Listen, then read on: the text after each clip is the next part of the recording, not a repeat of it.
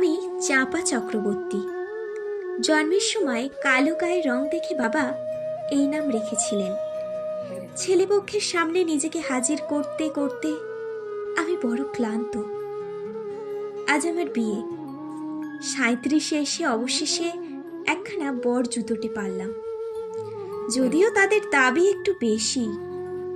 10 ভরি সোনা আর নগদ 50,000 টাকা। আমার সাজানো শেষ।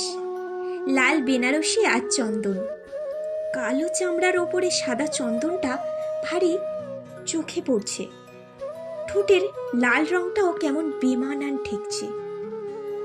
বিয়েটা আর হলো না শেষ পর্যন্ত। পণের টাকা গয়না কিছুই জোগাড় হয়নি। বড় বৌদি বলে দিয়েছে মাকে কাল সকালেই আমায় নিয়ে কাশি চলে যেতে। কিন্তু আমার বৃদ্ধ মা এই বয়সে আমাকে নিয়ে যাবে কোথায়? যে শাড়িখানা পরে আমার শ্বশুর বাড়ি যাওয়ার কথা ছিল, সেটাই এখন আমার ফাঁসির দড়ি।